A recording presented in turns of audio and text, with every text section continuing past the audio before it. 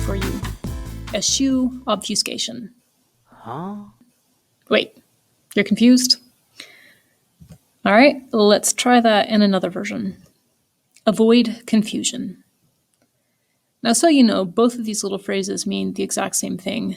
In one of them, the way I've conveyed my message is a little more appropriate to the message itself. Let me take you back to this image. When we talk about effective communication, we know we've got some kind of author who's conveying some message to an audience, has a particular purpose, and is conveying that message through a particular text. And of course, all of this is happening within a certain context. And when we have effective communication, we could say that we have a happy marriage of all these parts here. Now, in particular, I'd like to look at the text. And we think about a text. There are lots of interesting things to think about. Today, we'll just focus on one. And remember that when we say text, we're talking about a book, a movie, an ad, a speech. Could be the interior design of a given room. It's anything that we're going to analyze. Okay, when we think about our text, we want to think about the relationship between content, which is what we're saying, our message, and form, which is how we're saying it. And ideally, the content and the form should match up. If I want my reader to avoid confusion, I should probably use the version that avoids confusion itself.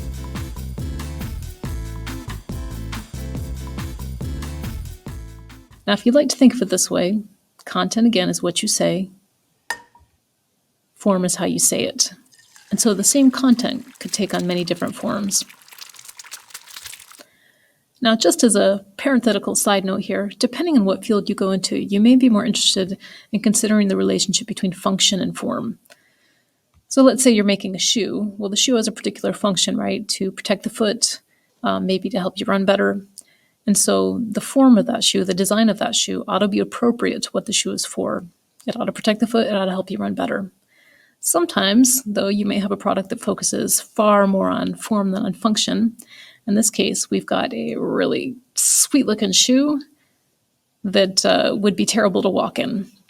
My leg! In this case, we've got an emphasis on form above function. Now, we could think about form and function with regards to architecture. So, for example, here is Art Tower Mito, which is a concert hall, theater, and gallery for contemporary art in Japan.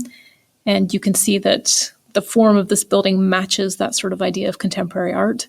And this tower is 100 meters tall. And indeed, this building was made to commemorate a 100-year anniversary in that town. So form and function kind of matching up there. Or here's a case where we've got form and function marvelously blended in a piece of office furniture, the Aeron chair, where every element of this chair is designed to make for comfortable, ergonomic sitting. If you like this chair, it can be yours for $972 at the Herman Miller website. And that's the end of our parenthetical side note. Now, I was first introduced to the ideas of content and form in a film class. And if you think about film, you can have a certain message, a certain story that you're trying to convey, but you have many different elements of film form that can help you convey that message. So if you go back to the early days of cinema, basically you would just sit down a camera and take a picture of whatever was in front of the camera. In this case, we've got workers leaving a factory by the Lumiere brothers. But film technology and techniques have certainly advanced. So now you've got plenty of choices about where you put the camera, how you edit the film, what kind of sound you use. And with all those different elements, you can hopefully better convey whatever the story or whatever the message is you're trying to convey in your film. So let's say instead of this straight-on image of the Eiffel Tower, what I want to emphasize about the Eiffel Tower is its size. In that case, maybe I'll get down, shoot from a low angle, and this angle will emphasize the tower's height. Wow. And we might use a low-angle shot when we're trying to make a superhero look more powerful or a monster look more scary.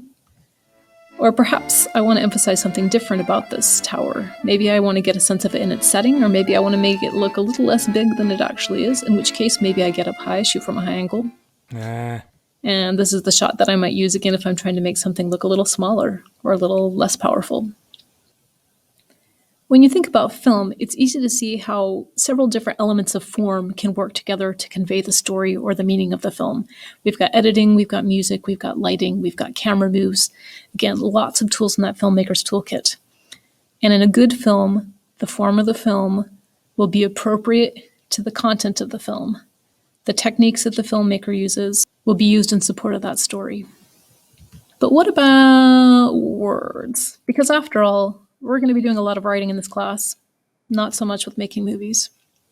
How do we make form fit content in our writing? I think there are many ways that we can make form fit content when it comes to writing. For example, if you're a boss and you're writing a memo to your employees and you want them to be short and sweet in their emails, you could make your own email short and sweet. Or let's say you're a book publisher and you're trying to convey the message of a particular book. Well, you'll choose a cover that has an image that gives that impression. You'll choose a font and a layout that work for the book's story. But let me give you one specific example here. At one point, Martin Luther King Jr. was told by some white ministers that he needed to slow down, to be more patient, to wait for change. And when he was in jail, he wrote a response to them, which is the letter from Birmingham jail. And here's what he says about waiting. I guess it is easy for those who have never felt the stinging darts of segregation to say, wait. But when you've seen vicious mobs lynch your mothers and fathers at will and drown your sisters and brothers at whim, when you've seen hate-filled policemen curse, kick, brutalize, and even kill your black brothers and sisters with impunity, when you've seen the vast majority of your 20 million Negro brothers smothering in an airtight cage of poverty in the midst of an affluent society, when you suddenly find your tongue twisted and your speech stammering as you seek to explain to your 6-year-old daughter why she cannot go to the public amusement park that has just been advertised on television, and see tears welling up in her little eyes when she is told that Funtown is closed to colored children, and see the depressing clouds of inferiority begin to form in her little mental sky, and see her begin to distort her little personality by unconsciously developing a bitterness towards white people, when you have to concoct an answer for a 5-year-old son asking in agonizing pathos, Daddy, why do white people treat colored people so mean? When you take a cross-country drive and find it necessary to sleep night after night in the uncomfortable corners of your automobile because no motel will accept you. When you're humiliated day in and day out by nagging signs rating white and colored. When your first name becomes nigger and your middle name becomes boy, however old you are, and your last name becomes John. And when your wife and mother are never given the respected title Mrs. When you're harried by day and haunted by night by the fact that you're a Negro, living constantly at tiptoe stance, never knowing what to expect next, and plagued with inner fears and outer resentments, when you're forever fighting a degenerating sense of nobodiness, then you will understand why we find it difficult to wait. Now think about what King is doing in this sentence. And yes, that was, aside from the little beginning sentence, that was one big sentence. He's making you wait. Let me read to you what Cecilia Watson says about this passage in her book Semicolon, The Past, Present, and Future of a Misunderstood Mark. As King was waiting, frustrated for change, so must the reader wait a full page, held in suspension by those semicolons, while King lists agony after agony, indignity after indignity, before he alights on his final clause, delivered emphatically with an M dash. The experience of reading the sentence is one of waiting breathless and uncomfortable, which amplifies the force of King's description of the misery of waiting for change. This is mimesis at its finest. And mimesis, by the way, is art imitating life. That sentence, in a small way, imitates life. So when we think about our text, whatever it might be, one important question we may ask is this: is the form appropriate to the content? Does what you're saying match how you're saying it? Does how you're saying it match what you're saying? And when we get the right connection between form and content, we move closer to effective communication, and sometimes even closer to art. Let me read you this quote by Paul Rand, an influential graphic designer. A work of art is realized when form and content are indistinguishable, when they're in synthesis, in other words, when they fuse. When form predominates, meaning is blunted. When content predominates, interest lags. His words might make sense if you think about, say, a movie. Let's say you've got a movie with very, very flashy visual effects, great music, great graphics, and yet the movie really has no point. It has no story. Well, we wouldn't call that a work of art.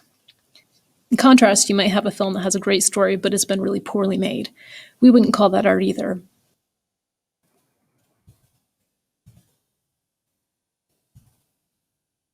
I hope you're thinking that there's an obvious point that I'm missing. We could take the same content and we could put it into different forms, and if we do this, some interesting things might happen. So let's say we take very simple content like, I love you. Okay, you could say the words I love you in a way that was really excited. I love you. You could say those words in a way that was frustrated, maybe in a way that kind of was guilt-inducing. I love you. You could say those words in a way that was angry. I love you. Now, depending on the way you say those words, the tone of voice that you put them into, the message of those words may completely change. It may not mean the same thing at all. And I say this to illustrate this point. Although it can be useful to think about form and content as being separate, you really can't pry them apart. The way you say something inevitably affects what's being said. Form always affects content. The two go hand in hand. Now, there's another thing you might be thinking about as well. What happens when there's a disconnect between form and content, when we say something in a way that doesn't match the message? Well, I'll let you think about that one on your own.